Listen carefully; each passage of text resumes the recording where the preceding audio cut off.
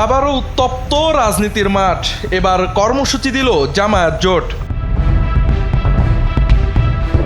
চাঁদাবাজি ঠেকাতে তৃতীয় লিঙ্গের ১০০ কর্মী নিয়োগ দিচ্ছে নবীন ফ্যাশন, ফেসবুকে বিজ্ঞপ্তি। যুদ্ধে ফ্রান্সের সাহায্য না পেয়ে খেপলেন ট্রাম্প, মাখোকে দিলেন স্ত্রীর হাতে চর খাওয়ার খোঁচা। হঠাৎ ইউটার্ন নিলেন ট্রাম্প, ইরানে রেজিম চেঞ্জ, চায়না আমেরিকা করলেন নতুন দাবি। এবং মার্কিনীদের উদ্দেশ্যে ইরানি প্রেসিডেন্টের খোলা চিঠি, ফাঁস করলেন ইরান যুদ্ধের গোমর।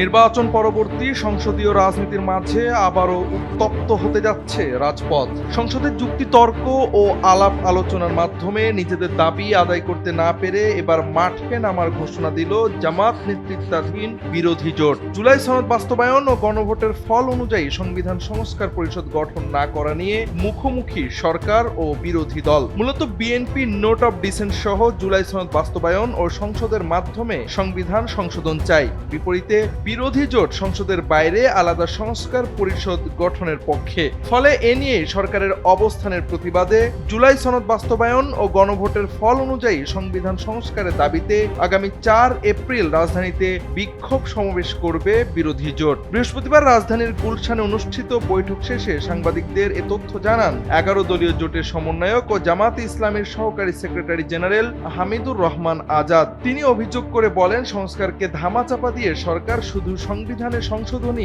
আনতে চায়। বর্তমান সরকার শেখ হাসিনার মতোই ফ্যাসিবাদী পথে হাঁটছে বলেও মন্তব্য করেন তিনি। হামিদুর রহমান আজাদ সাংবাদিকদের সামনে আরো বলেন, সরকারের বর্তমান অবস্থানের বিপরীতে ১১ দলের আজকের বৈঠকে সিদ্ধান্ত হয়েছে রাজপথের আন্দোলন ছাড়া আমাদের আর কোনো বিকল্প নেই। শনিবার বিকেলে বাইতুল মোকাররম জাতীয় মসজিদের উত্তর গেটে বিক্ষোভ সমাবেশ করবে ১১ দল। এছাড়া আগামী মঙ্গলবার জোটের শীর্ষ নেতাদের আরেকটি বৈঠক অনুষ্ঠিত হবে বলেও জানান তিনি। এবার চাঁদাবাজি ঠেকাতে তৃতীয় লিঙ্গের লোকজন নিয়োগ দেওয়ার ঘোষণা দিল বহুল আলোচিত পোশাক ব্র্যান্ড নবীন ফ্যাশন। বৃহস্পতিবার প্রতিষ্ঠানটির ফেসবুকে দেওয়া এক পোস্টে এ তথ্য জানানো হয়। ফেসবুক পোস্টে লেখা হয়েছে, চাঁদাবাজদের ঠেকাতে নবীন বাংলাদেশ কেরানীগঞ্জ চাইনিজ ফ্যাক্টরিতে ১০০ জন তৃতীয় লিঙ্গের নিয়োগ বিজ্ঞপ্তি। পোস্টের কমেন্টে লিখেছে, চাঁদাবাজদের ঠেকাতে ২০ থেকে ৩৫ বছর বয়সী তৃতীয় লিঙ্গের সাহসী এবং অন্যায়ের বিরুদ্ধে শক্ত অবস্থান নেয়ার যোগ্যতা সম্পন্ন সর্বমোট ১০০ জনকে নিয়োগ দেওয়া হবে। সুযোগ সুবিধা হিসেবে থাকবে থাকা এবং একবেলা খাবার সহ মাসিক ১৫,০০০ টাকা বেতন। তাছাড়া বাৎসরিক ২টি বোনাস প্রদান এবং সাপ্তাহিক ১ দিন ছুটি থাকবে। প্রয়োজনে সাপ্তাহিক ছুটি মাসে একত্রে ৫ দিনও নেওয়া যাবে। কর্মক্ষেত্রের স্থান ঢাকা কেরানীগঞ্জের বেলনায় অবস্থিত নবীন বাংলাদেশ চাইনিজ ফ্যাক্টরিতে। সর্বমোট ডিউটি করতে হবে ১০ ঘন্টা। থাকবে দুপুরে ১ ঘন্টা বিশ্রাম ও প্রতি ওয়াক্তের নামাজের বিরতি। তাছাড়া চাইনিজ ইঞ্জিনিয়ার দ্বারা কাজ শেখানো সহ দক্ষতার সাথে কাজ করলে নবীন চায়না কোম্পানি লিমিটেডের চায়না ফ্যাক্টরিতে নেওয়া হবে বলেও বিজ্ঞপ্তি পোস্টের কমেন্টে উল্লেখ করা হয়েছে। তৃতীয় লিঙ্গের কর্মসংস্থান সৃষ্টির লক্ষ্যে করা নবীন ফ্যাশনের এই পোস্টটি মুহূর্তেই আলোড়ন তুলেছে সোশ্যাল মিডিয়ায়। মাত্র ১ ঘন্টায় পোস্টটিতে প্রায় ১৭,০০০ রিয়েক্ট পড়ে। কমেন্টে অনেকেই এই উদ্যোগের প্রশংসা করছেন। উল্লেখ্য, এর আগে কম মূল্যে পোশাক বিক্রির জেরে প্রতিষ্ঠানটির মগবাজারের আউটলেট বন্ধ করে দেয় বাজারের ব্যবসায়ীরা। এ নিয়ে ক্ষোভ প্রকাশ করে নবীন ফ্যাশন একেবারেই বন্ধ করার ঘোষণা দিয়েছিল কর্তৃপক্ষ। পরবর্তীতে গ্রাহক ও শুভানুধ্যায়ীদের চাহিদা ও এমপি হাসনাত আব্দুল্লাহ ও বাংলাদেশ দোকান মালিক সমিতির সভাপতি জনাব হেলালের হস্তক্ষেপে ফের প্রতিষ্ঠান সচল রাখার ঘোষণা দেয় নবীন ফ্যাশন।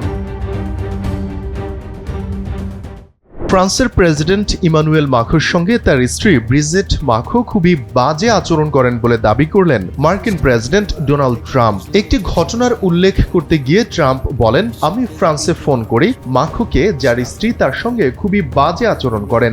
এখনো তিনি সেই চরের ধাক্কা সামলে উঠতে পারেননি। Then I call up France, Macron, whose wife treats him extremely badly. And Still recovering from the right to the jaw. সেই চরের ধাক্কা বলতে ট্রাম্প এখানে 2025 সালের একটি ভাইরাল ভিডিওর কথা উল্লেখ করেছেন, যেখানে ভিয়েতনাম সফরের সময় মাখোকে চর দিতে দেখা যায় তার স্ত্রী ব্রিজেট ম্যাখোকে। যদিও ফরাসি প্রেসিডেন্ট এটিকে নিছক দাম্পত্য কলহ বা সাময়িক ভুল বোঝাবুঝি বলে দাবি করেছিলেন।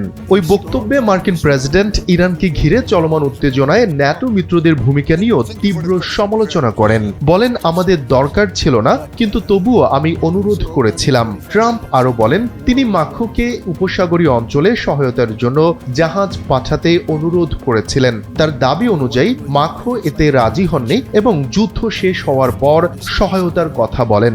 ট্রাম্প বলেন, আমি বলেছি যুদ্ধ শেষ হওয়ার পর নয়, এখনই আমাদের সাহায্য দরকার। এ সময় তিনি ন্যাটোর কড়া সমালোচনা করে বলেন, বড় কোনো যুদ্ধ হলে ন্যাটো আমাদের পাশে থাকবে না। তিনি ন্যাটোকে কাগুজে বাঘ বলেও মন্তব্য করেন। আলোচনা এখনো চলছে। ইরানের সরকার পতন আমাদের লক্ষ্য ছিল না। আমরা কখনো বলিনি সরকার পতন হোক। এটি বলা হয়েছে তাদের কয়েকজন নেতার কারণে, যারা এখন আর নেই। সবাই মৃত।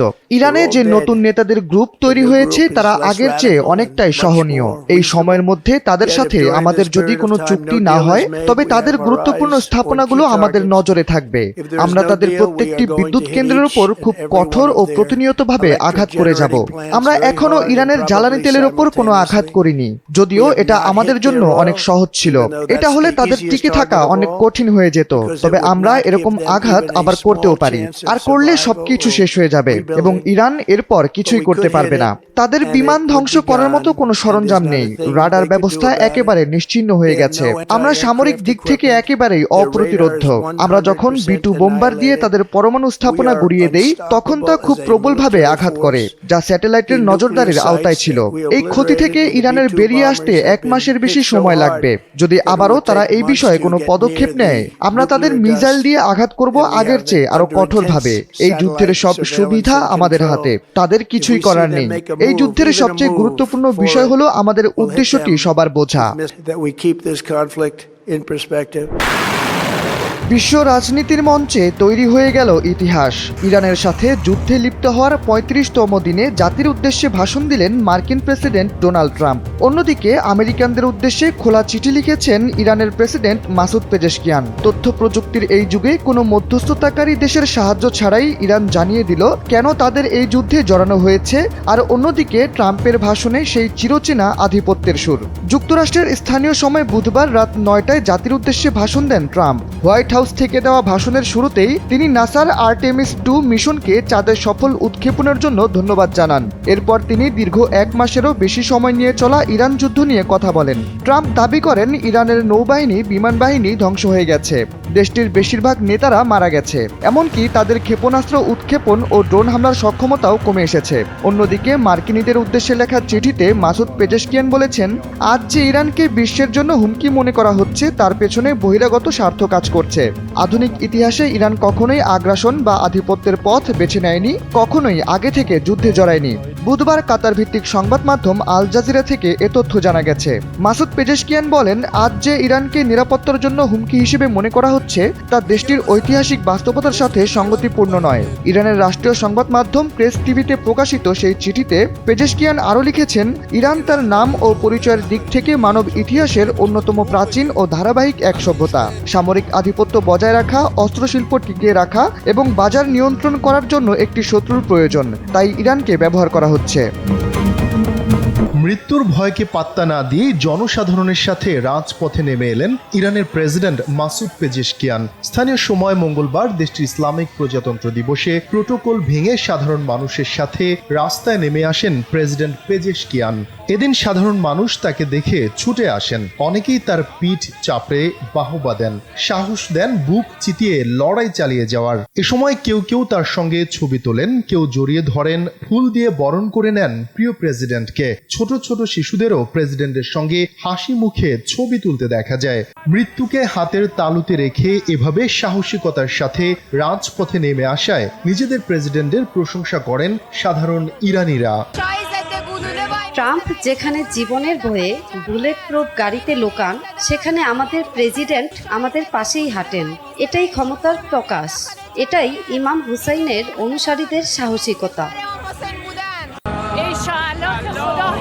তিনি ইরানের ইসলামিক সরকারের ঝান্ডা তুলে ধরেছেন। দোয়া করি আল্লাহ তাআলা তাকে সুরক্ষিত রাখুন। اومدنشون دل ما رو بردن، ما رو امیدوارتر کرد.